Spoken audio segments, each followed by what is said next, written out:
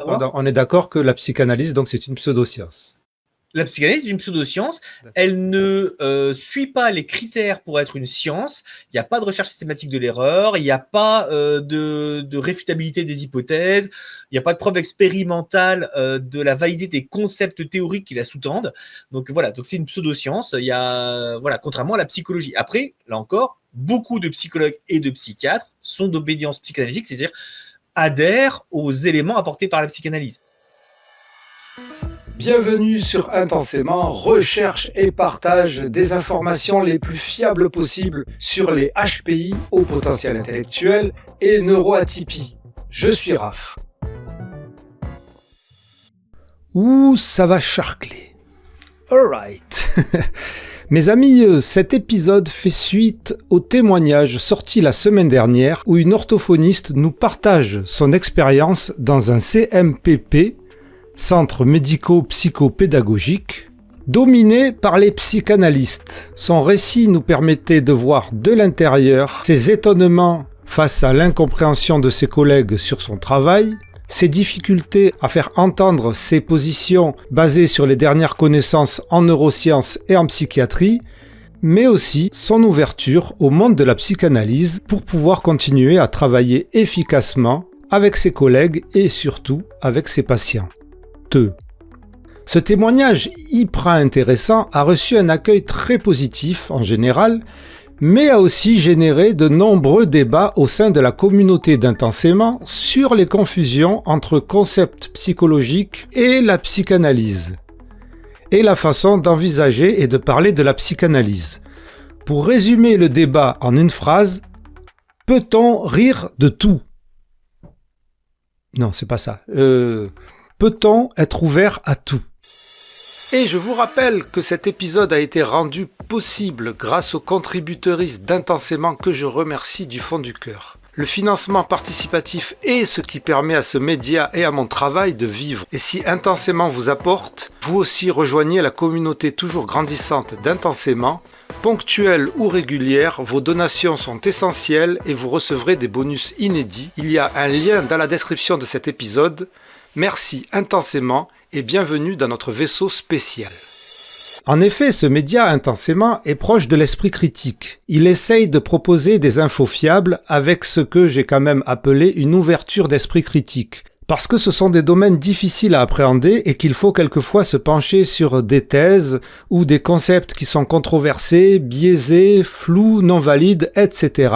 pour pouvoir comprendre les théories valides. Et puis beaucoup de spécialistes interrogés sur ce podcast prônent la nuance, car tout ne serait pas noir ou blanc en psychologie, psychiatrie et neurosciences. Oui mais voilà, jusqu'où peut-on aller en esprit critique et en pratique basée sur les preuves lorsque l'on parle d'ouverture? La psychanalyse est-elle une branche de la psychologie comme une autre ou une pseudo-science comme l'astrologie et l'horoscope?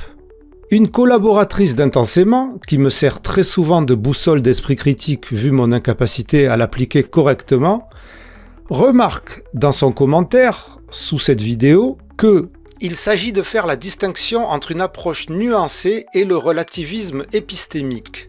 S'opposer à l'intégration de la psychanalyse en psychologie ne revient pas à tomber dans le manichéisme.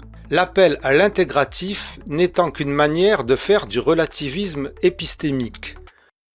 Alors si vous avez rien compris, c'est pas grave, vous faites comme moi, vous dites « Je pense que tu as probablement raison, mais… » Et le mais, dans ce cas-là, c'est que nous ne sommes pas à la place d'une orthophoniste qui doit affronter tous les jours une dizaine de collègues psychanalystes. Une orthophoniste qui n'est pas censée non plus avoir la science infuse. Et ça c'est important, je tiens à préciser une nouvelle fois que les témoignages que je vous propose dans ce média, dans Intensément, qu'ils soient anonymes ou pas, ce ne sont pas des avis d'experts ou d'expertes.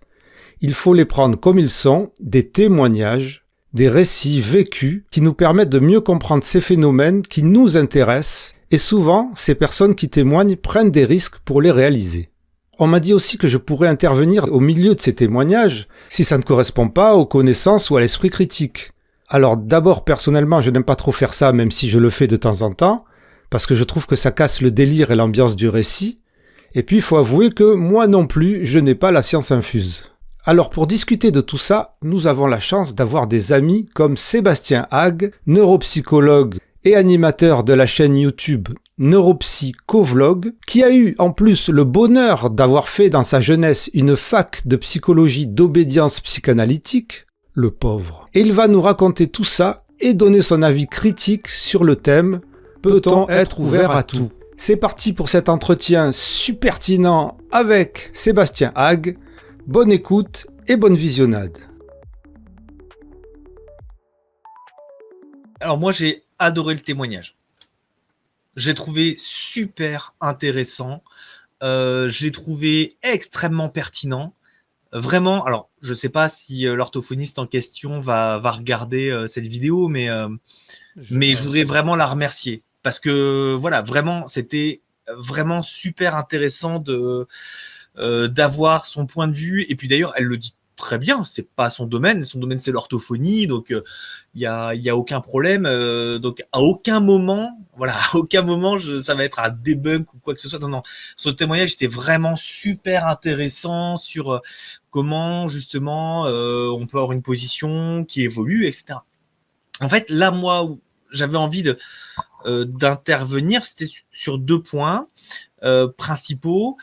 Il y en avait un justement sur une confusion, et en fait c'est vraiment pas du tout un reproche qu'on peut faire à la personne qui intervenait, parce que c'est pas son domaine. Donc, mais justement entre psychologie, psychanalyse, il y a quelques points qui sont importants et qui vont me permettre de rebondir sur un autre point là que je trouve plus dérangeant, mais là non plus qui est pas un reproche à faire à la personne qui s'exprimait, qui était, et c'est un élément qui me pose souci, y compris avec beaucoup de psychologues et de neuropsychologues avec qui j'échange, y compris avec qui, pour lesquels j'ai énormément de respect et d'estime pour leurs compétences. C'est le côté il faut être ouvert. Et je vais venir dessus pour préciser exactement ce que je veux dire, en fait. Parce que c'est un argument qui est beaucoup utilisé avec le côté non mais il faut être ouvert à intégrer à d'autres pratiques, et en fait c'est un argument qui peut avoir 2 sens particuliers, et dans un sens il me convient très bien, dans un autre sens il me paraît extrêmement fragile, et il peut être délétère s'il n'est pas bien intégré, et souvent il est utilisé dans le sens qui me pose souci pour passer comme dans le sens qui convient bien. Donc je vais expliquer parce que ça doit être un petit peu brouillon. Mais voilà, donc pour revenir sur l'aspect un peu psychologie, psychanalyse, ce sont 2 choses qui sont très différentes. Je comprends parfaitement qu'on puisse confondre un peu les deux, parce que beaucoup de psychologues ou de psychiatres sont d'obédience psychanalytique. À mon grand regret, mais c'est vrai. Donc il n'y a pas de souci là-dessus. En fait, la psychologie, c'est une discipline scientifique qui correspond aux critères d'une science. Donc là-dessus, il y a tous les critères de réfutabilité des hypothèses, de validation expérimentale, d'autocorrection, de recherche systématique de l'erreur. Enfin voilà, c'est quelque chose qu'on fait en psychologie scientifique. Et c'est des caractéristiques que n'a pas la psychanalyse, qui est une pseudo-science. Je t'interromps 2 secondes parce qu'en fait, donc, il y a plusieurs courants, conception de la psychologie. Et donc, qu'est-ce que tu appelles obédience? Est-ce que ce sont des trucs qu'on prend au hasard? Dans les faits, je pense que beaucoup de professionnels suivent une obédience, c'est-à-dire une vision théorique du fonctionnement psychologique de l'individu qui correspond à ce qui leur a été enseigné par leurs études. Moi, j'ai été biberonné à la psychanalyse pendant mes études, parce que je suis un vieux neuropsychologue, et donc c'était une époque, pour te donner un petit peu la façon dont m'a présenté l'historique de la psychanalyse, de la psychologie. Il y avait vraiment, avant la psychanalyse, les patients étaient physiquement ou psychologiquement torturés, mais vraiment torturés. C'est-à-dire que c'était le pain sec, le fouet, les privations, etc. C'est vraiment décrit comme ça, ce qui n'est pas vrai du tout. Il y a eu l'arrivée, entre autres, de la psychanalyse de Freud, qui s'est appuyé sur Janet, Charcot, etc., et qui a tout révolutionné, jusqu'au moment où les approches behavioristes, comportementalistes sont arrivées, et on parlait, on m'a présenté ça comme ça, des années noires de la psychologie, en parlant des éléments, en disant vraiment c'est du dressage, on utilise des électrochocs, etc. Ce qui est totalement faux aussi. D'accord, mais c'est vraiment des choses comme ça qui m'ont été présentées. Donc, pendant très longtemps, moi, j'ai suivi parce que j'avais été formé dessus. Par exemple, j'étais persuadé que effectivement, le complexe d'Édipe, ça existait, que on pouvait structurer la personnalité sur la base des structures qui avaient été évoquées par la psychanalyse.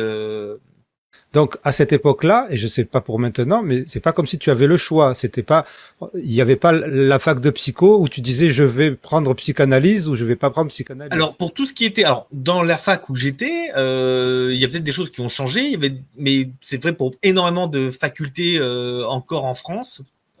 C'est-à-dire que dans tout ce qui est aspect psychologie clinique et psychopathologie, c'est vraiment l'approche psychanalytique et psychanalytique à la française qui était présentée, c'est-à-dire avec les approches de freudienne, Winnicott, Lacan, Mélanie Klein, Dolto, etc. Et donc à ce moment-là, on ne te parlait pas, quand on t'enseignait, on te parlait de psychologie comme étant une science ou pas? On en parlait comme étant un fait.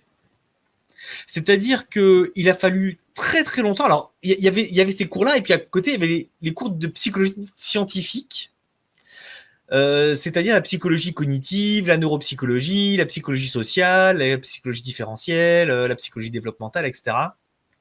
Et en fait, il y avait vraiment une dichotomie entre la psychologie qui était vue comme scientifique, qui était un peu la psychologie cognitive, la neuropsychologie, la psychologie sociale, et l'autre psychologie qui était la psychologie clinique. Sauf que la psychologie clinique, c'est aussi une science.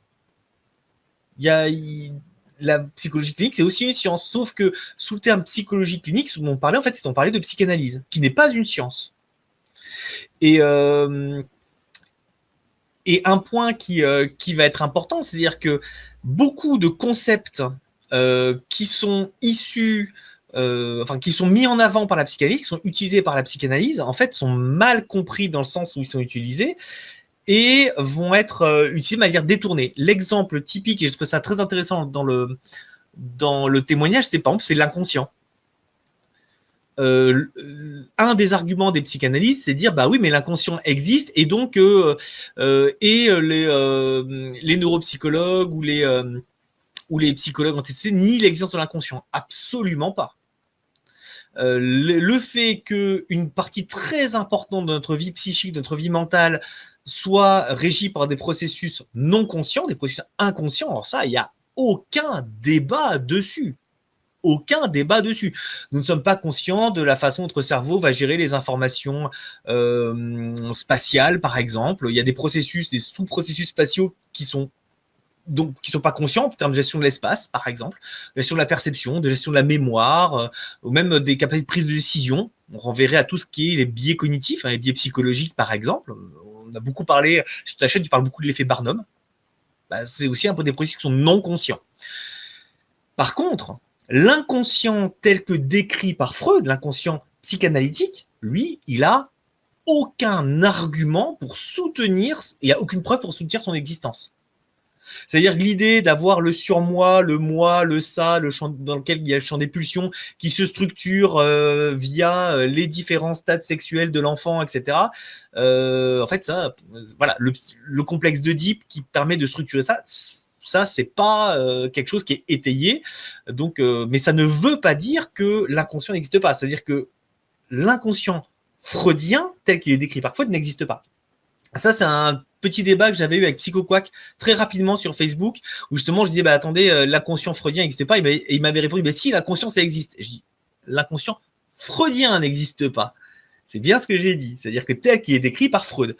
Et d'ailleurs, là-dessus, je m'étais appuyé sur une de ses propres vidéos, où il expliquait voilà, que certains concepts qui étaient à la base de la structuration de l'inconscient n'existaient pas.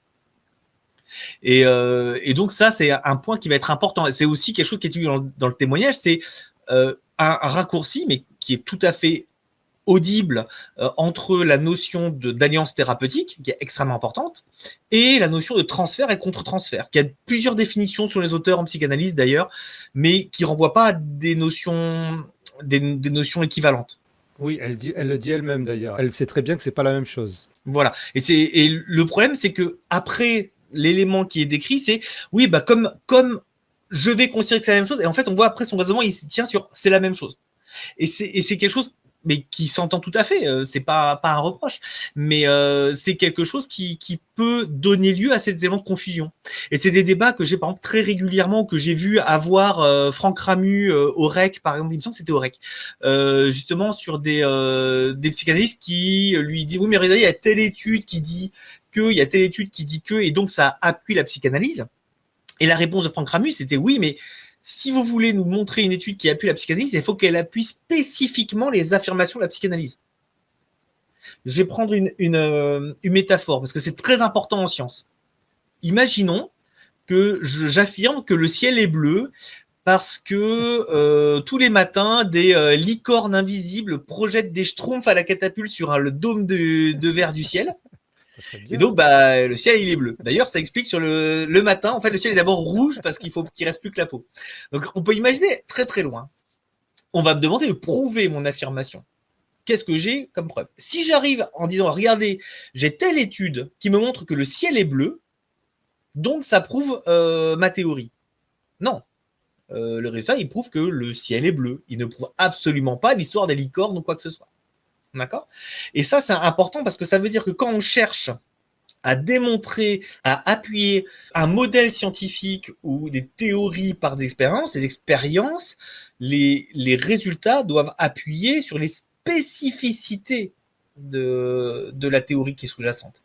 C'est-à-dire que avoir des études qui montrent qu'il existe des processus non conscients n'appuie pas spécifiquement les caractéristiques de l'inconscient tel qu'il a été décrit par Freud, tel qu'il est compris dans la psychanalyse, tel qu'il est représenté dans la psychanalyse. Et c'est vrai pour plein de mécanismes, c'est-à-dire dire ah bah regardez, les enfants ont un attachement qui peut être prédominant envers un parent, ça prouve le complexe d'Oedipe. Non, ça prouve pas le complexe d'Oedipe. Donc voilà, là aussi il y a des éléments, d'ailleurs les études vont plutôt à l'encontre, mais enfin du complexe d'Oedipe. Mais donc c'est des choses qui sont super importantes parce que c'est souvent des choses qui, étant compris sur des concepts qui sont mal intégrés, ben en fait, on risque de mal interpréter les résultats des études en leur faisant dire des choses qu'ils ne disent pas. Et là aussi, pas de reproche à la personne qui a témoigné. C'était, je comprends parfaitement qu'elle fasse ce raccourci. En plus, c'est pas évident dans une structure où on arrive une obédience qui est différente. Même sans être orthophoniste, les psychologues qui se sont formés comme toi, enfin déjà comment toi tu t'es déformé si je puis dire? Comment je me suis déformé quand j'ai découvert les thérapies cognitives et comportementales. Pour être tout à fait franc, pendant très longtemps, j'ai refusé le titre de psychologue. C'est-à-dire que quand j'ai discuté, mais quand j'étais étudiant, c'est des choses que je discutais beaucoup avec mes enseignants, et en fait, les réponses qui m'étaient faites sur la psychanalyse me posaient énormément de soucis. Mais c'était la seule présentation qu'on me faisait. C'est pour ça, c'est une des raisons pour lesquelles je suis pas parti dedans. Par exemple, on m'a expliqué que, vraiment la façon de me présenter les grands noms de la psychanalyse, on les présentait vraiment comme des surhommes. C'est-à-dire qu'ils vont vraiment être ça pour avoir fait ça, il était le seul être humain capable de le faire. Enfin, vraiment, c'était assez impressionnant. Et quand on leur demandait, d'accord, mais est-ce qu'on a des preuves? C'était non, il n'y en a pas et il n'y en a pas besoin. Je vous le dis, c'est suffisant. Bon, ça me posait un peu de souci parce qu'à côté, j'avais des cours où on me dit, bah voilà, il y a des expériences qui nous permettent de dire que. Et puis, quand il y avait des affirmations qui pouvaient être faites par des enseignants, qui me posaient souci. Par exemple, je me souviens d'une discussion que j'ai eue avec une enseignante qui m'a expliqué qu'elle ne voyait pas le lien qu'il pouvait y avoir entre des problèmes de type trouble du langage et le cerveau, et que fondamentalement, le cerveau, il n'y avait pas vraiment de preuve qu'il avait un rôle en termes de santé. Et que les problématiques qu'on pouvait avoir, par exemple, de troubles du langage, après un AVC, la question qu'il fallait se poser, c'était pas est-ce qu'il y avait des facteurs cardiovasculaires, biologiques qui pouvaient expliquer l'AVC et que la localisation dans le cerveau de la lésion provoquait les troubles du langage, mais qu'il fallait se demander, et que la première cause pour expliquer l'aphasie, le trouble du langage, ou pour le rééduquer, c'était comprendre ce que la personne ne refusait de dire, quelle était la problématique psychologique qui était derrière. Wow. Donc là, on est sur les théories, par exemple, de Grodek qui pouvaient Grodek, utiliser des concepts. Par exemple, un des classiques, Pardon. c'est vous avez mal au dos, vous en avez plein le dos.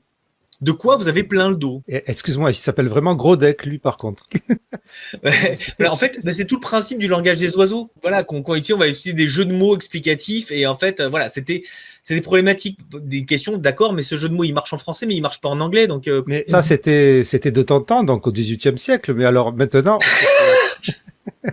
Je suis pas sûr que c'est. Enfin, j'ai encore, par exemple, c'est une discussion que j'ai eue il y a 3-4 ans, ouais, avec une collègue dans une réunion. C'était des collègues, les collègues psychologues qui demandaient, ben voilà, est-ce que vous, neuropsychologues, vous pourriez pas nous faire une petite formation sur en quoi la neuropsychologie valide la psychanalyse? Et il dit, bah écoutez, moi je veux bien vous faire, vous expliquer, reprendre un peu les choses sur c'est quoi le principe de la neuropsychologie, mais je peux pas expliquer en quoi la neuropsychologie va valider la psychanalyse. Ça, c'est quelque chose que je peux pas faire. Et j'ai dit, moi, je veux bien présenter quelque chose, mais la condition que je mets, si on parle de psychologie, si on parle de psychologie clinique, je veux me restreindre à la psychologie science. Et une des réponses qui m'a été faite par mes collègues, ça m'a dit, bah, bon courage, parce que, par exemple, il est impossible de prouver qu'une psychothérapie, ça fonctionne. Et j'ai dit, d'accord, mais si c'est impossible de prouver, comment tu sais que ça marche?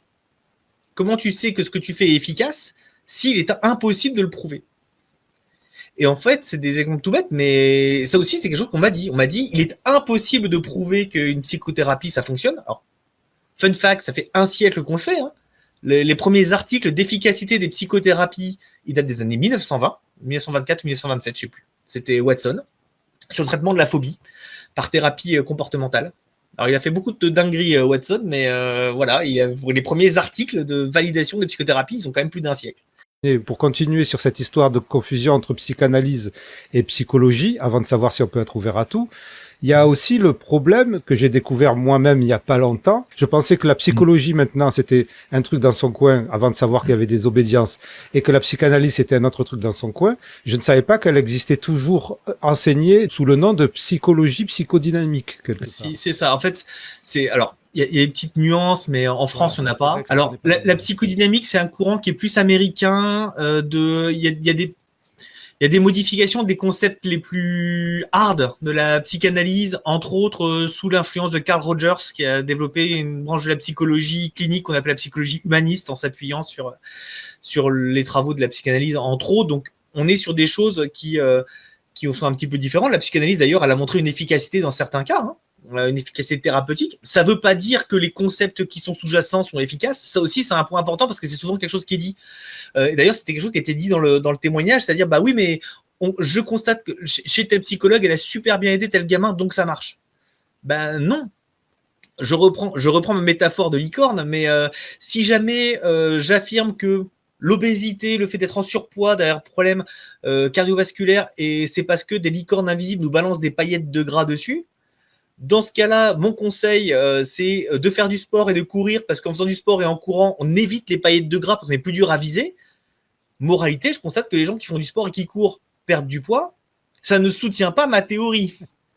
Non, parce qu'il faudrait que je prouve l'existence des licornes et des paillettes. J'ai l'impression qu'elle disait ça plutôt justement à titre individuel, elle constatait qu'il y avait des thérapeutes, des psychothérapeutes qui faisaient bien qui faisaient un boulot qui était positif et qui servait à quelque chose. Voilà. Mais ça, c'est un point qui est super important parce qu'on peut avoir des thérapeutes qui sont extrêmement bons. Et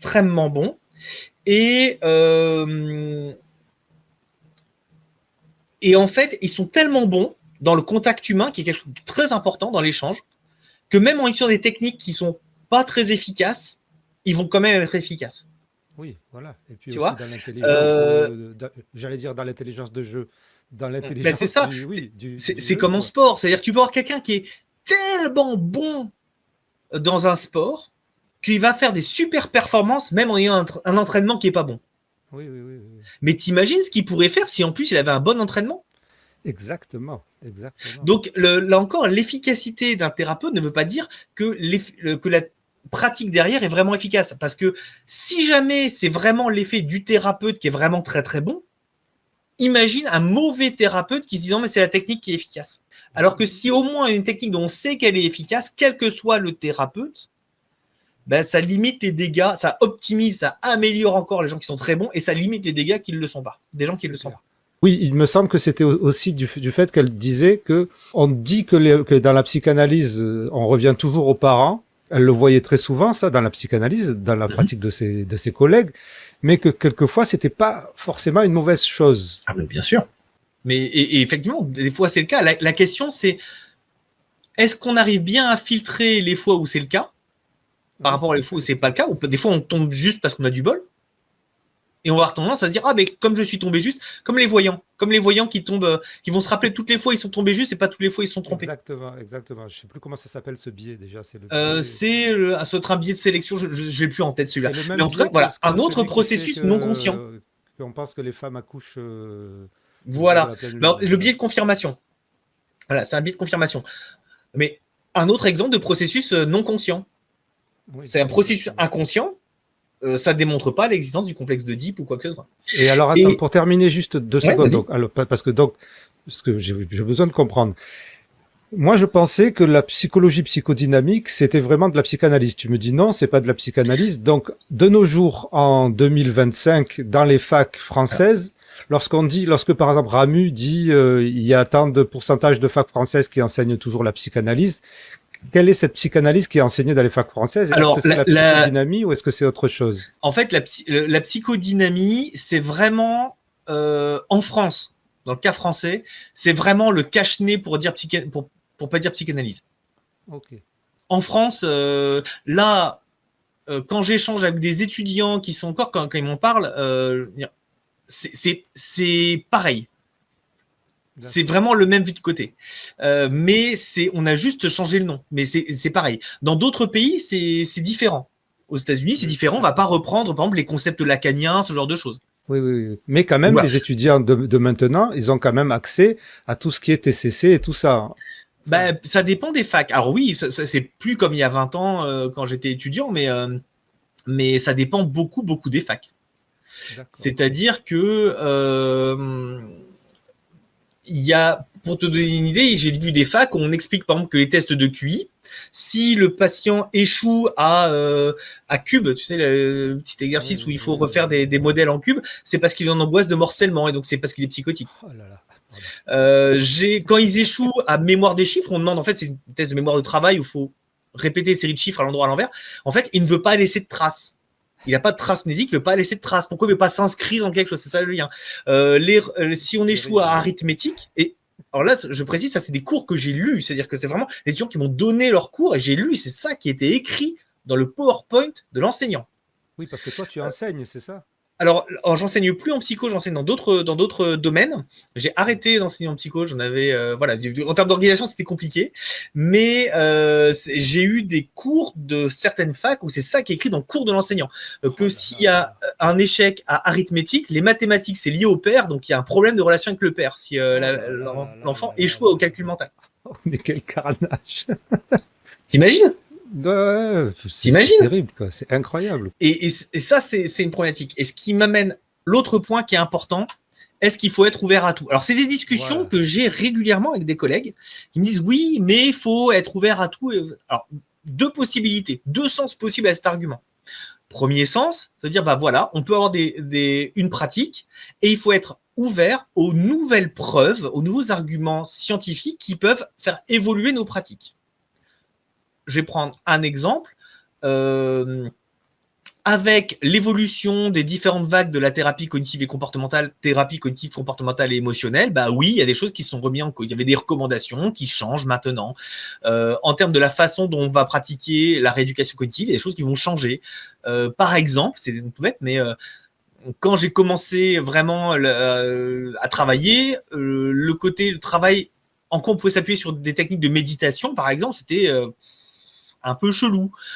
Par contre, maintenant, il y a des études qui sont sorties pour montrer dans quel cas ça peut être efficace, dans quel cas ça l'est pas, dans quel cas ça peut être efficace. Donc, c'est quelque chose qui est apporté. On peut rediscuter sur le neurofeedback. À l'heure actuelle, par exemple, dans le TDAH, le neurofeedback n'est pas recommandé. Peut-être que dans quelques années, il y en aura des études qui montrent dans quelles circonstances ça peut être efficace. Et dans ce cas-là, on recommandera. Et ça, si c'est l'argument, faut être ouvert à tout, faut être ouvert et faut accepter les choses. C'est ça, j'ai pas de problème avec ça.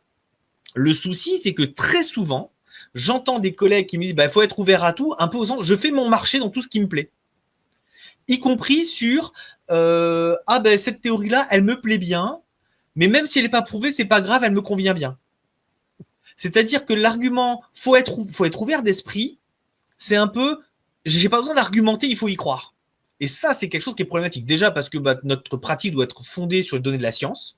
Donc ça, c'est une obligation déontologique, légale, etc. Il me semble que c'est écrit dans le code de la santé. Il faudrait vérifier. Mais il me semble que pour les médecins, par exemple, c'est écrit dans le code de la santé, il faudra vérifier. Mais il me semble que j'avais vu passer un article de loi qui disait que la pratique de la médecine devait être fondée sur l'actualité de données scientifiques. Dans le code de déontologie, de toute façon, il est bien stipulé pour les psychologues. Alors c'est un code qui n'est pas légalement contraignant, mais que même si on est libre de notre pratique, elle doit être fondée sur les données de la science.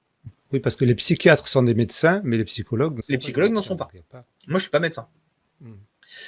Donc c'est un point qui est important parce que si on se dit, en fait, oui, d'accord, mais regardez. Tel thérapeute, il a eu des bons résultats, ou bon, faut pas rejeter telle théorie parce que faut de la place pour tout le monde. Et c'est quelque chose qui est un peu problématique. Je vais prendre une métaphore. J'aime toujours autant prendre des métaphores. Imaginons, tiens, je te donne une jolie crêpe au Nutella. Elle est super appétissante. Et je te dis de rien. Et je te dis, tu t'inquiètes pas, tu feras pas gaffe. Il y a 10% de terre à l'intérieur. Est-ce que tu la manges? Si tu me dis tu t'inquiètes pas, je me dis tiens que si ça se trouve tu en as déjà mangé et que ça doit être bon, donc peut-être que je la mange. Peut-être. C'est dur. Moi en tout cas je la mange pas. C'est ça? Ah d'accord. En fait j'allais prendre une métaphore un peu plus violente où je suis sûr que les gens disent non. Il y a de la merde dedans. Voilà. Est-ce que si je te dis qu'il y a 10% de merde à l'intérieur, est-ce que tu la manges? Non. Voilà. Pourquoi? Parce que je te fais confiance. D'accord. Mais en fait, déjà parce que tu peux te dire que j'ai gâché le chocolat avec ce que j'ai mis en plus, et que en fait le chocolat aura le seul effet de masquer le goût de ce qu'il y a en plus. Mais t'as pas envie de le manger. Oui. Et donc c'est un petit peu le problème que j'ai dès lors qu'on va se dire que par ouverture d'esprit, on va accepter des choses qui sont pas forcément bien étayées. On est d'accord que la psychanalyse, donc, c'est une pseudo-science. La psychanalyse est une pseudo-science. Elle ne suit pas les critères pour être une science. Il n'y a pas de recherche systématique de l'erreur. Il n'y a pas de réfutabilité des hypothèses. Il n'y a pas de preuve expérimentale de la validité des concepts théoriques qui la sous-tendent. Donc voilà, donc c'est une pseudo-science. Il y a, voilà, contrairement à la psychologie. Après, là encore, beaucoup de psychologues et de psychiatres sont d'obédience psychanalytique, c'est-à-dire adhèrent aux éléments apportés par la psychanalyse. Mais oui, si tu mélanges en fait science et pseudoscience, tu vas avoir deux effets. Le premier, c'est que en fait, tu vas donner à la pseudoscience une validation qu'elle n'a pas sur le plan épistémologique, sur le plan du concept des idées. Et il n'y a pas de souci, fondamentalement, j'ai rien contre les croyances, j'en ai comme tout le monde, mais voilà, mais je soigne pas les gens avec de la prière sous prétexte qu'il faut être ouvert un petit peu à tout. Après tout, le patient, il peut être dyslexique, si ça se trouve, il est possédé par un démon et un bon exorcisme lui ferait du bien. On ne sait pas. Il faut être ouvert à tout. Là aussi, je suis un peu caricatural, mais bref. Et le seul effet de mélanger, le deuxième effet de mélanger science et pseudoscience, c'est qu'on va mettre un petit peu tous les niveaux d'exigence, de rationalité sur le même plan, et on va juste dénaturer la qualité du travail scientifique qui est derrière. C'est deux façons d'interpréter le monde, à la fois sur la base des croyances, des convictions, des ressentis, et c'est quelque chose qui est tout à fait légitime, il n'y a pas de souci là-dessus, et sur la base de la méthodologie scientifique, qui est une autre façon d'acquérir des connaissances sur le monde, à mon sens plus efficace, mais qu'elle soit plus efficace ne veut pas dire qu'elle est plus légitime. Et donc, le mélanger les deux, en fait, ça ne peut que avoir un effet délétère.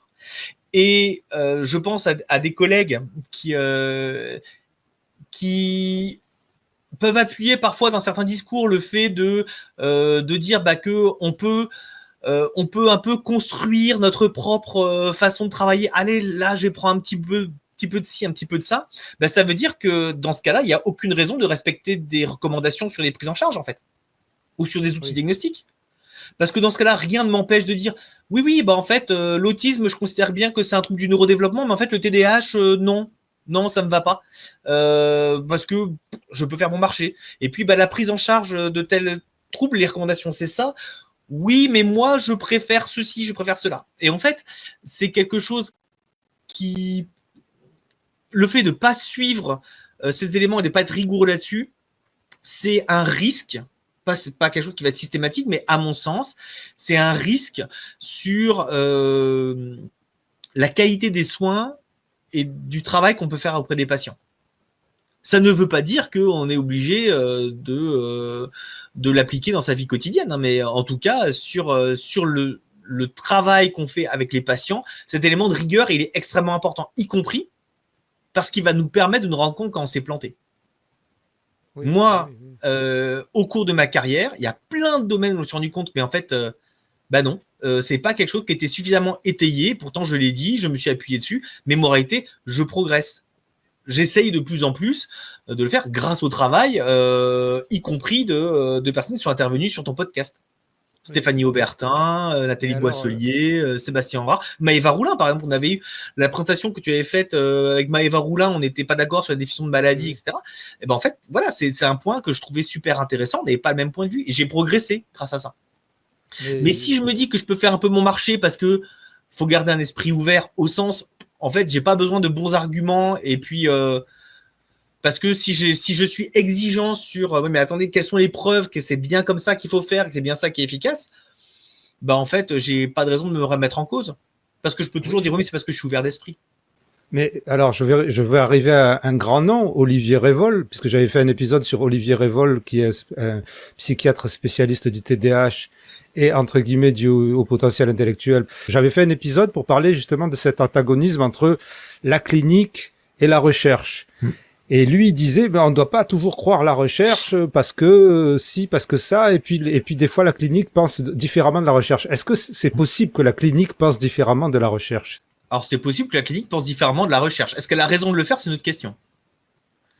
Moi, mon point de vue sur cette question, on va déjà dire que je trouve, alors peut-être que j'ai tort, hein, mais je trouve qu'il faut quand même un melon de la taille d'une galaxie pour se dire que mon opinion à moi, mon avis à moi est plus pertinent que de la recherche menée par des centaines de chercheurs dans plein de domaines. Ça implique, par exemple, que je considère par définition que tout ce que je perçois est objectif, donc je suis un être qui est objectif et purement rationnel. Ça me paraît compliqué quand on travaille en psychologie ou en psychiatrie où par définition on va travailler sur des éléments de subjectivité, de travail auprès d'un être humain qui n'est pas un être rationnel mais qui est un individu avec ses croyances, ses convictions, et considérer que moi je suis au-dessus de tout ça. Donc par définition ça implique que en tant que psychologue ça impliquerait que je ne suis pas humain. Oui. Puisque moi je ne peux pas être biaisé, mon avis à moi est purement objectif dans ce cas-là. Et c'est le meilleur moyen de jamais se rendre compte quand on fait une erreur. Donc ça, moi, c'est quelque chose qui me pose un souci. Là où il peut y avoir des éléments de dichotomie intéressants, c'est que, mais là, c'est ma position, je pense que la clinique est un excellent élément qui peut poser des questions à la recherche. C'est-à-dire qu'en clinique, je peux constater des choses et me dire, tiens, est-ce que ce phénomène que je perçois existe ? Est-ce que l'explication que je propose est valide ? Peut-être que oui, peut-être que non. Et c'est le travail de la recherche, justement, d'avoir par la méthodologie le moyen d'essayer d'approcher le plus possible la réponse à cette question. Est-ce que le phénomène que j'ai perçu existe ? Ou est-ce que c'est une perception qui peut être liée à ma propre subjectivité ? Ça ne la rend pas moins légitime, ma perception. Ça ne veut pas dire que je suis illégitime d'avoir perçu ça. Par contre, ça veut dire que peut-être que j'ai mal perçu, peut-être que je me suis trompé. Peut-être que l'explication que j'ai donnée est la bonne, peut-être qu'elle est la mauvaise, mais justement, le travail du chercheur et de la méthodologie scientifique, c'est d'enlever l'impact potentiel des biais de ma perception. C'est ça l'intérêt. Et mais par contre, que en tant que clinicien, je me dis, moi j'ai perçu ça, et que les chercheurs disent, Ben ça, c'est intéressant. On va regarder si ce phénomène existe. Par contre, après, en tant que clinicien, si la recherche, alors on peut poser toute la question de la reproductibilité des études, de la méthodologie, Oui. bref, mais voilà. Mais si la recherche, le consensus scientifique me dit, ben non, Sébastien, ce que tu as perçu n'est pas un effet réel ou l'explication que tu en as donnée n'est pas la bonne, je dois être capable de me dire, bah, dans ce cas-là, effectivement, je fais évoluer ma pratique, je m'étais trompé. Si je me dis, oui, mais bon, si je l'ai vu, je pense que j'ai quand même raison, c'est quand même, je trouve, un manque d'humilité, mais ça c'est mon opinion à moi, mais surtout, ça veut dire que par définition, je considère qu'il était impossible que je me trompe. Donc, bah oui, si ma perception est par définition objective, puisque ce que je perçois est la réalité, dans ce cas-là, il est impossible que je me trompe. Et la question, c'est, dans mon métier, en plus, mon travail, c'est de travailler avec des humains qui se trompent. Ça n'en fait pas de mauvais humains. Ça ne veut pas dire que leur ressenti est illégitime, mais ils peuvent se tromper. Et en tant qu'être humain, je peux me tromper. Et si je me trompe, j'aimerais qu'on me le dise. Oui, évident. Voilà. Si j'attends une seule chose, c'est que si les résultats ne confirment pas ce que je pense, c'est-à-dire qu'ils sont invalides, bah, je vais pas beaucoup progresser en fait. Je peux faire mon marché sur les théories et décider qu'en fait j'aime bien ça et que ma vision du monde est réelle. Point à la ligne. Mais la réalité ne se pliera pas à ce que je veux. Et tu confirmes que la psychologie, en tout cas telle que tu la pratiques, ou la neuropsychologie, c'est quelque chose qui est, on va dire, holistique. Ça prend le patient dans sa globalité. Ah, j'essaye le plus possible. J'essaye le plus possible. C'est-à-dire que quand je fais une évaluation, y compris sur le plan cognitif, je vais aussi me baser sur ce que j'observe sur le plan de la clinique. Pas exclusivement, mais aussi, je vais me baser sur les éléments qui sont apportés par le patient, par l'entourage, par les autres professionnels de santé. Je vais me référer aux modèles théoriques, aux classifications, etc., etc. Mais je ne me focalise pas que sur tel aspect. Tel aspect, par exemple, on me demande d'évaluer la concentration. Je ne me focalise pas, concentration que là-dessus, mais je vais aussi regarder les éléments de sommeil, les éléments d'état psychologique, enfin, tout ce qui peut impacter la concentration, par exemple. Ou la mémoire. Et en fait, la concentration ou la mémoire peuvent être impactées par mille et une choses. Un AVC, une maladie neurodégénérative, des troubles anxieux, des troubles du sommeil, des éléments épileptiques, une mauvaise coopération, fondamentalement. Si un patient n'a pas envie de me voir, il va avoir des résultats qui peuvent être impactés. Une mère castratrice. Pourquoi pas? Non, mais des gens qui ont des problèmes psychologiques parce que ils ont été victimes de problématiques parentales, ça existe, il n'y a pas de souci là-dessus. Un exemple que je prenais beaucoup quand je donnais cours aux psychologues, aux étudiants en psychologie, c'était sur le fait de à quel point une affirmation pouvait être choquante ou pouvait être vraie. Et l'exemple que je prenais, c'est imaginons que je vous parle d'une pathologie qui est transmise de manière non consciente par la mère au petit garçon. Donc la question, c'est pas est-ce que c'est choquant, la question c'est est-ce que c'est vrai. Si je suis en train de vous parler d'autisme, on sait que c'est un trouble du neurodéveloppement, qui a une forte base génétique, mais que c'est pas transmis par la mère de manière inconsciente au petit garçon. Je renvoie au documentaire Le Mur, par exemple. Par contre, si je parle par exemple de certaines formes d'hémophilie, oui, ce sont des pathologies génétiques qui sont transmises par les mères, mais que les mères n'expriment pas, mais qui sont dont les petits garçons vont souffrir et que la mère n'a pas transmis de manière volontaire. Donc la question, c'est pas est-ce que l'information est choquante, c'est à quel point elle est vraie. Et dans ce cas-là, à quel point elle est vraie, à quel point j'ai des arguments en fait des arguments solides pour l'affirmer. Et une fois qu'on regarde à quel point elle est vraie, on peut se poser la question d'à quel point elle est choquante et qu'est-ce qu'il faut faire pour. Qu'est-ce qu'on met en place pour. Mais si on commence en disant elle est choquante ou elle n'est pas choquante sans se poser vraiment la question à quel point c'est vrai, c'est quelque chose. Je vais reprendre une des maximes de l'esprit critique, c'est assurons-nous du fait avant de nous inquiéter de la cause.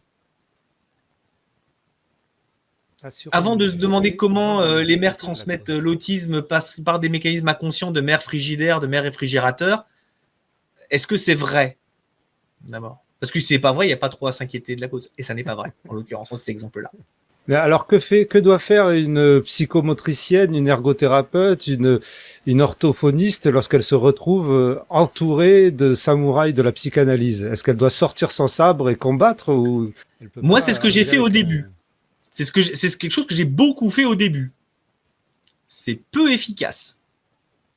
J'ai pas l'impression d'avoir convaincu. J'ai l'impression d'avoir convaincu certains étudiants, mais clairement, mes collègues, non, et beaucoup d'étudiants. Enfin, pour donner un exemple, quand j'intervenais un peu sur ce sujet-là, c'était en deuxième année de psycho. En fait, je parlais en différenciant bien la psychanalyse de la psychologie clinique. Il y avait 2 réactions dans l'amphi. Mais vraiment, alors, sachant que j'allais fort, hein, c'est-à-dire que je comparais la psychanalyse au vaudou. Pour donner, vraiment, j'allais vraiment loin. Il y avait 2 réactions dans l'amphi. Il y avait une partie de l'amphi qui applaudissait et l'autre partie qui me huait. Ah ouais, carrément. Ah ouais, c'était assez marqué. Alors moi, je trouvais ça très drôle. Moi, ça m'amusait énormément. Mais pourquoi? Parce que il y avait, en fait, il y a ce côté très très dichotomique, d'où l'importance. Et c'est pour ça que je comprends aussi l'argument. Il faut être ouvert à tout, parce que résultat, ça devient une vraie guerre. Mais être ouvert à tout, ça veut pas dire accepter tout. C'est pas que dans l'absolu, il faudrait être ouvert à tout, quelle pensée. Ah oui, bien Il sûr. faut peut-être être ouvert avec les personnes avec qui on travaille déjà et qu'on fréquente. Parce que suppose, toi, tu arrives dans une île déserte, tiens, des métaphores, tu arrives dans une île déserte. Et en fait, dans une île déserte, elle n'est pas déserte, il y a un groupe de personnes, c'est tous des fanatiques d'un culte vaudou. Est-ce que tu vas rester dans ton coin ou est-ce que tu vas faire quelque chose avec eux? Non.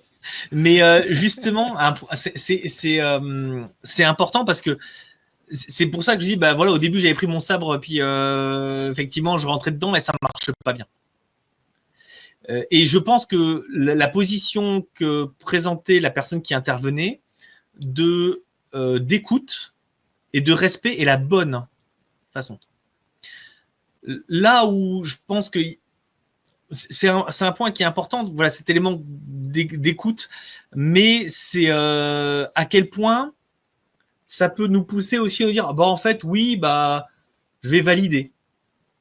Oui, je te comprends. Tu vois, c'est toujours un point qui est délicat. Régulièrement en ce moment, ouais, ça m'arrive à moi aussi. C'est une pente qui est assez glissante, en fait. C'est-à-dire que vraiment, par exemple, c'était une ancienne étudiante qui m'avait parlé en me disant qu'elle trouvait que la théorie des instances multiples, c'est comme super cool et qu'elle l'utilisait dans ses comptes rendus de temps en temps parce que il fallait être ouvert d'esprit. Et quand je dis oui, mais c'est comme une théorie qui n'a pas de base scientifique, qui n'a pas de validité. Et sa réponse, oui, mais moi je l'aime bien, donc en fait j'utilise. Mais ça c'est un souci en fait. C'est un souci. Alors effectivement, le but c'est pas rentrer dans les gens et il y a, est-ce que dans ce cas-là on se tait, est-ce qu'on rentre dedans, mais ou est-ce qu'on essaie de questionner autrement, dire j'aimerais quels sont les arguments pour, et puis prendre des situations dans lesquelles l'argument il marche pas. C'est mais dans le cadre des éléments de confrontation science pseudoscience, je pense que en termes de raisonnement derrière, on est tellement sur des choses qui sont de nature différente dans leur construction même que ça me paraît délicat en fait de les faire cohabiter. Tu vois, personne envisagerait de faire cohabiter l'astronomie et l'astrologie. Oui, c'est clair. Personne. Et pourtant, ça n'empêche pas, j'ai aucun problème avec si quelqu'un croit à l'astrologie, et qu'il est heureux comme ça, je vais certainement pas essayer de convaincre du contraire. Par contre, j'aurais un vrai souci si quelqu'un essayait de m'expliquer le fonctionnement du Soleil sur la base de l'astrologie. Non, mais c'est clair. Écoute, la balle est dans le camp je sais pas, du gouvernement français, de ceux qui dirigent les facultés. Je sais pas comment ça se passe, de l'éducation nationale. Je pense que c'est un combat qui sera jamais vraiment terminé. Ne serait-ce que parce que même moi, là, j'ai l'impression d'avoir mon costume de chevalier blanc, mais même moi, je suis pétri de croyances, évidemment. Évidemment, il y a sûrement encore plein de choses que j'estime validées. C'était un post qu'avait fait d'ailleurs récemment Stéphanie Aubertin sur la reproductibilité des études en sciences, en disant il y a quand même beaucoup de choses qui sont très très très discutables, et c'est vrai, et c'est tout à fait vrai. Mais donc ça veut dire qu'il y a beaucoup de choses aussi que je considère comme validées qui le sont pas en fait. Mais parce que je vais prendre l'argument de il faut avoir un esprit ouvert, plutôt dans le sens de quelle est la qualité des arguments pour des affirmations, c'est ça qui va me permettre de progresser. C'est-à-dire que si on reproduit des expériences, on rend compte que en fait non, c'est pas reproductible. Ok, mon esprit ouvert, c'est-à-dire en fait ça c'était une affirmation qui était très discutable. Mais ça j'en ai fait plein. Hein, je veux dire, il y a encore quelques années, je considérais les tics, par exemple, qui sont aussi des troubles du neurodéveloppement, comme étant liés aux troubles anxieux. Jusqu'au moment où, en fait, j'ai été confronté à des situations où, tiens, je vais regarder quand même la littérature et dire, en fait, j'étais à côté de la plaque depuis un bout de temps. Et donc, maintenant, j'ai corrigé ça. Et si jamais une nouvelle classification revoit les choses de manière différente, il n'y a pas de problème, je reverrai mon point de vue. Mais sur la base de bons arguments et pas sous le fait que quelqu'un arrive en m'expliquant que, en fait, oui, mais c'est quand même un petit peu provoqué par ceci ou par cela. Et dans ce cas-là, je dis, s'il me le dit, je vais être ouvert, et pourquoi pas, je considère que c'est vrai au même titre que les études scientifiques. Parce que dans ce cas-là, ça veut dire que j'ai pas de raison de suivre les recommandations et je peux faire mon marché dans la prise en charge de mes patients. Ce qui est problématique, parce que je peux me tromper. Tout récemment, j'ai regardé plusieurs conférences, y compris le dernier colloque qui a été fait par la délégation interministérielle aux troubles du neurodéveloppement. Il y a des personnes qui appuient sur le fait que oui, il y a des recommandations, il y a des protocoles, mais que souvent, elles sont obligées de passer à côté de ces recommandations, à côté de ces protocoles pour avancer, parce que sinon, on se retrouve avec quelquefois des connaissances qui sont en deçà de ce qu'elles connaissent, de ce qu'elles savent. Enfin, je m'explique peut-être mal, mais... Oui, je vois ce que tu veux dire. Après, quelle est la validité, la récence et l'actualisation des protocoles et des recommandations? Exemple, sur le TDAH, il y a une actualisation des recommandations qui a été faite par la HAS en juillet dernier. Donc, c'est quand même tout récent. À quel point aussi les connaissances dont on parle sont valides. C'est-à-dire que par exemple, elles ont été reproduites, elles ont été explorées. Il y a un nouveau modèle qui machin. Oui, attends. Est-ce qu'il a été reproduit? Est-ce qu'on a eu des explorations plus poussées, etc. Oui, c'est clair. Et à propos des recommandations, là justement, ce colloque précisait bien que la psychanalyse n'avait rien à faire avec les traitements du TDAH. La psychanalyse n'est dans aucune recommandation en prise en charge des patients. Ça ne veut pas dire qu'elle ne marche pour personne. Oui. Elle a démontré une efficacité dans les troubles de la personnalité, dans les cas de thérapie brève, mais on a aussi d'autres techniques qui sont encore plus efficaces. Donc, si les techniques qui sont encore plus efficaces échouent, pourquoi pas en proposer autre chose? Mais comme pour le TDAH, il y a des gens pour qui le TDAH, ça va être bien géré par l'hypnose. Oui. Sauf que c'est pas la première recommandation, donc il faut d'abord tester les premières recommandations. Et si effectivement ça ne marche pas, on peut proposer plein d'autres choses. L'homéopathie, la prière, ce que vous voulez. Mais ça, on le fait après. Et pas en se disant, oui, mais moi, j'aime bien quand même. L'hypothèse de la mémoire de l'eau, ce serait tellement cool. Allez, je commence par ça. Non. Ça, c'est pas possible de passer comme ça. Une conclusion ou c'était la conclusion? Je pense que c'est la conclusion. Mais donc voilà. Mais en tout cas, vraiment, à aucun moment, je veux vraiment pas que cet échange, cette intervention soit pris comme étant un reproche ou des remarques faites à la personne qui a témoigné, parce que son témoignage, j'ai adoré l'écouter. C'était super intéressant. J'espère qu'elle interviendra encore, parce que vraiment, il y a plein de choses, j'ai trouvé, mais c'était hyper pertinent, hyper fin, parce que comme tu l'as dit très justement, oui, mais quand tu arrives dans un environnement où tu découvres, t'es pas là, comment tu fais? C'est pas simple sur le plan humain. Ouais, carrément. Oui, et donc, mon approche peut-être un peu trop bulldozer n'est sans doute pas la bonne. Ouais, alors je vais peut-être l'appeler comme ça, alors la vidéo approche bulldozer de Sébastien. Voilà, un énorme merci évidemment à Sébastien Hague, mais aussi encore une fois à la personne qui nous a permis de nous jeter dans ce débat, c'est-à-dire l'orthophoniste qui a témoigné avec courage et avec humilité. Si cet épisode vous a apporté quelque chose, de la connaissance ou de la matière à penser, n'oubliez pas s'il vous plaît de faire les gestes qui aident pour ce podcast qui en a bien besoin pour pouvoir continuer d'exister. Sportez-vous bien, merci intensément. Intensément, c'est le podcast Divergent. Intensément, c'est le show potentiel. Chaud.